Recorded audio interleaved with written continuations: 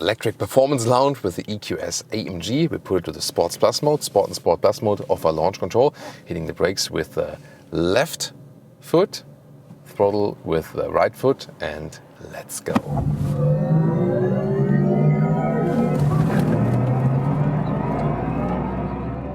Plop, that was 60 miles, reducing to 55 once again. Whoa, woo! Yeah, and that was even slightly uphill. Thomas B is also laughing.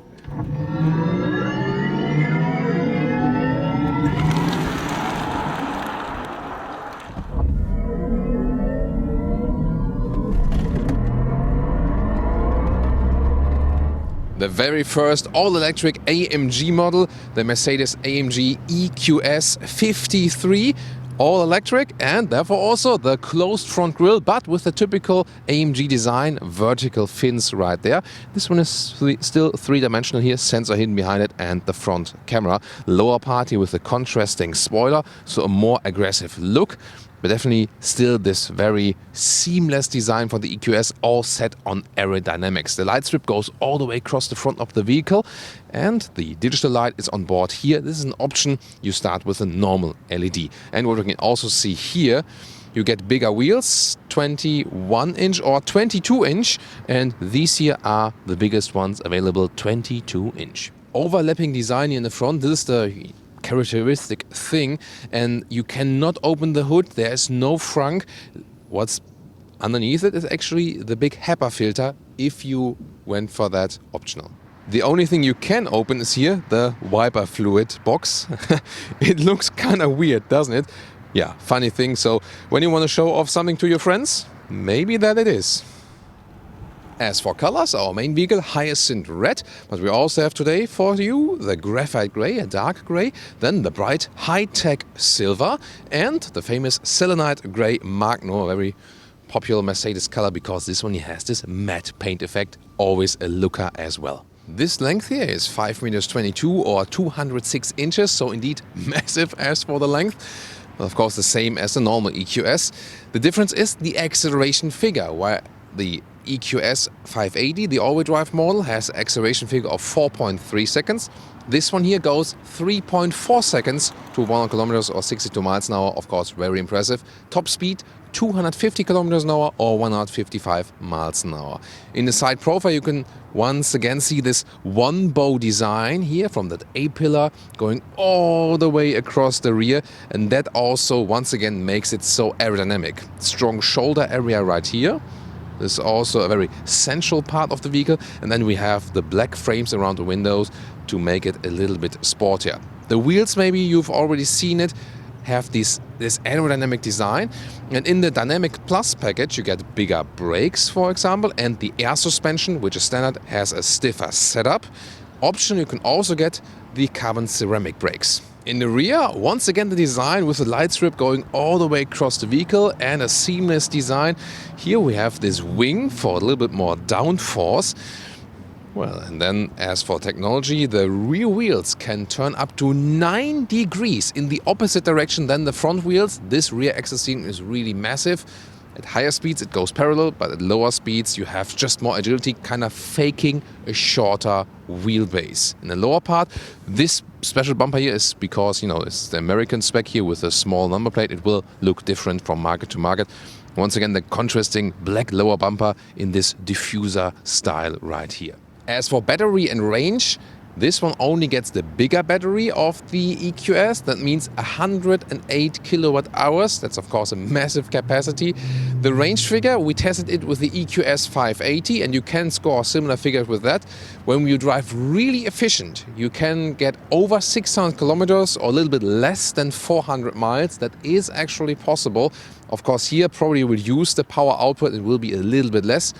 Soon check out how it will be in our today's driving test. As for recharging, 11 or 22 kilowatt AC or then 200 kilowatt DC, and in ideal conditions 10 to 80% state of charge is then done in 30 minutes. This is the car key here with an AMG badge at the side. Then when you open the vehicle or approach it, the door handles fold out. There's also an automatic door opening and closing function available, by the way. So door closing sound. is not good at all because also frameless. And here, however, we have the soft close feature like this, and you can see when you close it manually, then there are these motors then inside the doors, and that's why it's kind of weird to open it manually. What's cool here, new materials at the inside of the doors. This is kind of like a neoprene style material here as well. That's really nice. Here, capacitive BS. This is like one button here, just one button then for seat heating, seat cooling, and the gentleman's function that you can control the passenger seat here. And what's also interesting here, as for sound deadening, here in the top part, you can see we have the dual insulation glass. As for seats, this is the so-called comfort seat, only available with animal skin. However, there's also the sports seat, which would be the standard seat for all markets. And in Europe, we get it with Dynamica microfiber on the inside, Artico leatherette on the outside. For the US market, they decided to go for the sports seat with animal skin only as well. So that means that the flagship for their sustainable luxury brand slogan at Mercedes, the flagship car for that is not available animal-free in the US market especially. What is this? Then you have to go back to the normal EQS. There you have more animal-free options. And here on the steering wheel, you can at least get the Dynamica microfiber here at the side. But once again, only an option, so disappointing as for the material choices in the EQS AMG. The seating position here in the front, by the way, is actually quite comfortable. However, with the panoramic roof, it gets really close with one with A6 or 6'1", but for me it's fine. If you're taller, it might be a problem. But the coolest thing here is, yeah, that's microfiber, this very soft cushion here in the front. That's good and relaxing. Interior overview, you can see here, nice with the ambient lighting. There's also a special feature available that the ambient lighting changes according to the driving input at night. We also have a special episode of that, of the EQS 580, really impressive.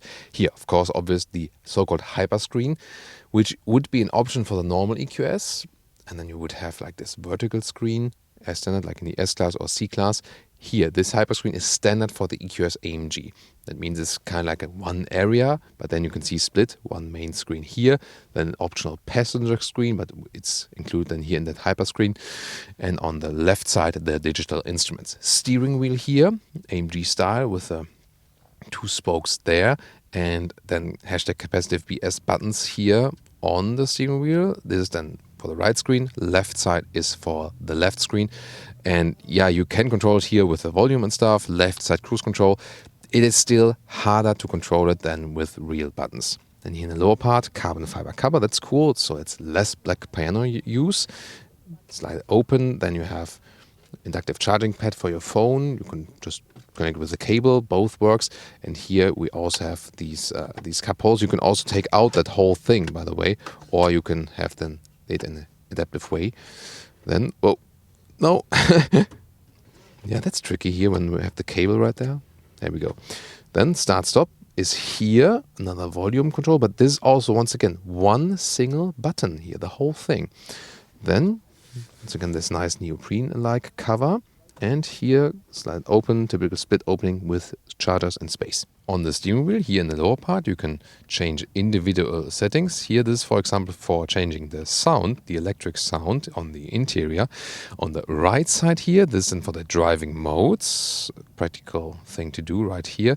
In Sport and Sport Plus mode you can also use a launch control, hitting the brake and hitting the throttle, but watch out, this goes really fast. And when you switch it here, it also changes all the other parameters. You can see it on the infotainment screen that it changes then suspension, drive, and also that the sound profile. And the display is very interesting because you can see it's kind of like a mirror of the digital instruments. By the way, here the screen you can see it's more like like this, and when it would be more upright like this, I think you would have less glare. The same also accounts here for the instruments. They are like this. And this collects a lot of reflections and so on. So more upright style of the screens would help with visibility, I think. Then general overview here. General overview from the infotainment system here. Big map, but it's actually, considering the size, still somewhat responsive. Good overview. Here, center again. The temperature control always remains like this. Has also this really nice effect when you change the temperature, really cool. And you can also change it with the voice input, for example. And here, this is the main menu. Let's take a look at the settings right here. For example, we have light settings where you can also change a lot of things here from the ambient lighting. Yeah, sometimes it takes a while. This is in here, for example, like this, different, Malibu Sunset. This is maybe then the fitting one for the US, where we are at the moment near Palm Springs. So sometimes it's a little bit complicated to control this infotainment screen, especially while driving. Apple CarPlay integration looks like this. Android Auto, of course, also available both with wire and wireless. And let's listen to that sound with the Burmester sound system. And this has a really great in-depth three-dimensional sound like that. As for the rear, take a look. We have the same interesting neoprene-like animal-free material at the inside of the doors. Very clean setup as well. And then when you have this comfort package, you also have the comfort seats then in the rear. And this is also interesting because we have, and that's why I'm getting here now, here.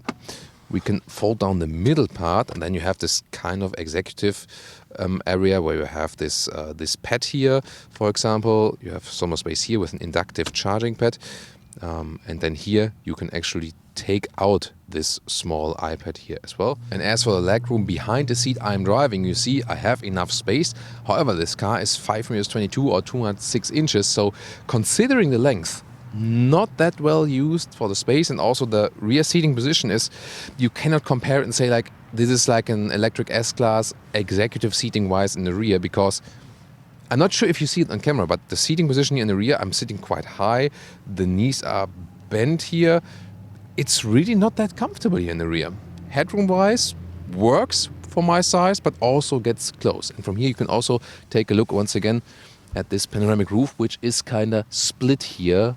One in the front, one in the back. As for the trunk, here you flip the logo. There's also the camera hidden underneath, by the way. And then this is the cool thing also if you compare like the combustion engine S-Class, here this wide opening fastback style. The length here of the trunk is 1.15 meters or 45 inches, so that's actually really long. The width here is a little bit less than a meter or 40 inches, and you can see here our luggage setup. You can very well use that trunk, and we have already folded the seats here, 2/3, 1/3 split. So that's a very good advantage here.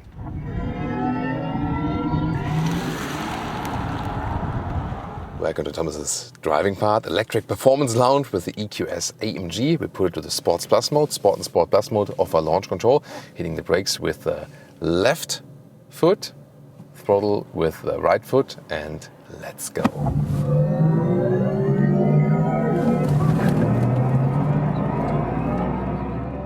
Plop. That was 60 miles, reducing to 55 once again. Whoa. Woo. Yeah, and that was even slightly uphill. Thomas B is also laughing. Yeah, you heard that when you used the launch control, it was like, so the car was building up the sound. You know, we know it like also from a Porsche launch control or something, when you have like, and the same thing they tried to do now here with, yeah, we're both laughing. So obviously, emotionally it worked. And you hear this difference when I'm here in the comfort mode. There's nothing. Sport mode. Sport Plus. Do you hear the difference? Here, Sport Plus mode. In the comfort mode, it's off. But you can, for example, also deactivate it on purpose. Here, for example, when I'm in Sport Plus mode, want to have like the stiffer air suspension setting, and then here, can deactivate it with my thumb. And that's the thing here in the EQS 580 or also in the rear-wheel drive model. It's not that pronounced, but here in the EQS AMG, they really worked on these sound profiles that are just more prominent. There's always the discussion. Some say, I don't want that at all, but you can deactivate it, at least on demand. But it seems to be that the standard setting is still that it's basically always on when you are in this sports mode. And especially for passengers, it can also be good to have this sound feedback because it more aligns the body with the G-forces, and you know what's coming. You know that the acceleration is coming. The steering is, by the way, feels very natural, so that's a really nice steering feeling. Then we also have the rear axle steering, and that makes the car so much more agile, fakes this shorter wheelbase. So although it is a very long vehicle, center of gravity is low due to the battery pack, it feels very, very agile, especially going uphill. When you're going downhill, the weight plays a role and it pushes you out of the corners. But here going uphill, this effect is not that harsh, and it is really so much fun. So hardly ever you can have so much driving fun in a vehicle that is this long and this heavy. And that, once again, low center of gravity, natural steering feeling, and that rear axle steering doing a great job for that. The suspension, the air suspension, even when it's a little bit stiffer in the setup, and we are even stiffer in that Sport Plus mode, it still offers you a decent comfort. We have 22-inch wheels. You will have more comfort when you go for smaller 21-inch wheels, but still the comfort is very good. Let's go to the comfort mode here, compare a corner for that. Yes, the air suspension is softer then, so that is then more this, it's not the soft air carpet ride or something, as I call it sometimes, because it has this sportier setting already. But I think it's, it has a very good balance. You can easily drive this car in a comfort mode and it's still sporty. And I mean, for this launch control effect and the acceleration, that's cool with the sound. But what about you guys? Hearing that now on camera, I would really think it gets annoying with the time, right? I also activate this energizing ambient lighting. I'm not sure if you can see it. It's quite bright outside at the moment. So this also changes according to when I'm, for example, here on the brakes, it stays like this. When I'm on the throttle, it has this animation.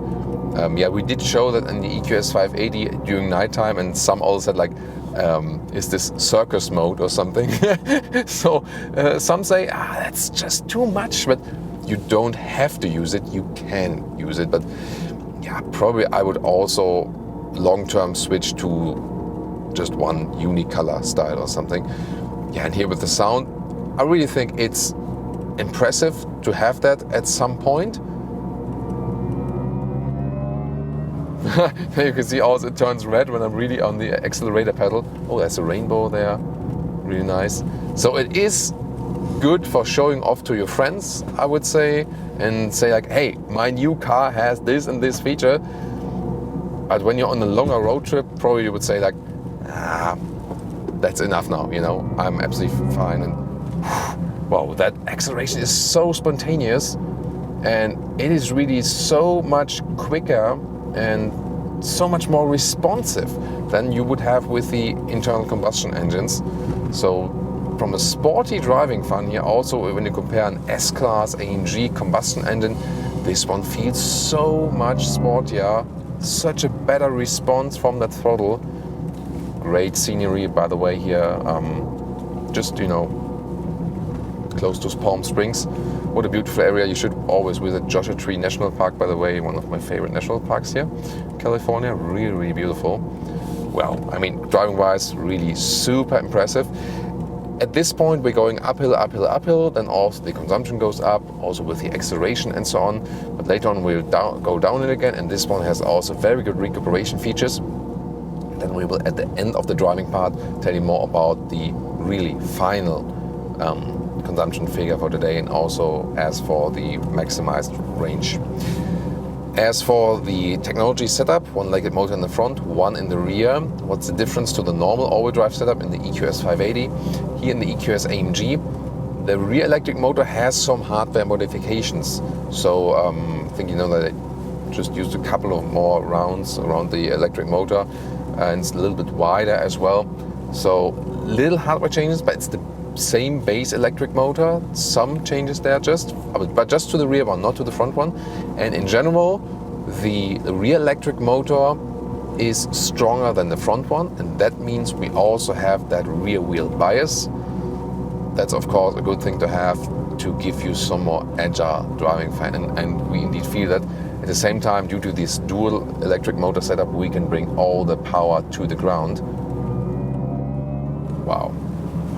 Really feels amazing. At the same time, very comfortable, and that's the cool thing. So it can be a great road trip vehicle, and yes, even as an electric vehicle, because it's one of the vehicles with the highest electric range out there. But Yeah, I think sport mode would be maybe a good compromise. Some electric sound feedback. What do you think, Thomas, about this electric sound? Oh, I like Nah or yay? this one. Something in between? Yeah, something in between, because I prefer the quiet driving. Yeah, so Thomas B prefers the quiet driving. Yeah, and I think also, yeah, it's just better, you know. And then, I mean, when you want to have it sportier suspension-wise, you can go to sports mode, then deactivate that sound. So that's always possible. As for the user interface, that's definitely something to control something in the instruments while driving. Here with these slider buttons, always hard to do. Infotainment system also not that intuitive, and not sure if you can see it on this camera at the moment here. Look at that, it's kind of ridiculous, right? It's like 1, 2, 3 screens, and then in here we have on all screens we have the map now. I mean, this also shows it's infotainment system overload, isn't it? And especially while driving. So I would have appreciated if this car would be a little bit less tech overkill and a little bit more direct as for the user interface while driving. But sportiness, no doubt, very impressive, great driving. And here when we're going a little bit more straight, let me just show you that. Cruise control here set on the left side of the steering wheel. We also have this active lane keeping assist. Let's see how active it does keep us in the lane. Can we trust it even here on the non-motorway? Now it's, I see, that's too much. So rather meant to be driven on the motorway or when the corners are not that sharp. Here, for example, here now it's supposed to work. So I'm not steering. See here, yeah, that's working well. Just when the corner, the bend gets too sharp, then we really have to, you know, not trust in the vehicle and do that ourselves. But overall, the assistance systems are also very sophisticated. There's also a blind spot monitor available, by the way. Oh, that's so funny. There's the mirror image of the outside speaker here is kind of like mirroring the speaker of the Baumeister sound system at the outside mirror. It looks like the speaker is on the outside. That would be cool, right? And so everyone on the outside could also hear our music. Yeah, or the electric sound. By the way, the electric sound on the outside up to 30 kilometers an hour. Just that, you know, you hear that there's actually a vehicle approaching. Wow.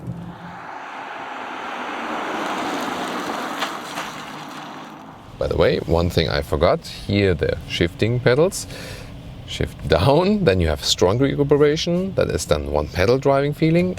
Shift up, normal recuperation, a little bit of regenerative braking, and once more, no recuperation, you're rolling. Of course, when you hit the brake pedal, the same recuperation happens until the real brakes are being used. And as for the final consumption, here it's good, but a little bit worse than last time with the EQS 580. Might also be rolling resistance of the roads here, I'm not sure. 33 kilowatt hours on 100 miles. That's about 20 kilowatt hours on 100 kilometers. That means the range here for today around 330 miles or 540 kilometers. If you want to compare, by the way, the EQS 580, we have an extensive review of that one, so tune in there. And of course, we have the competitors, maybe also SUV-wise. The BMW iX has a great electric range, so tune into these videos.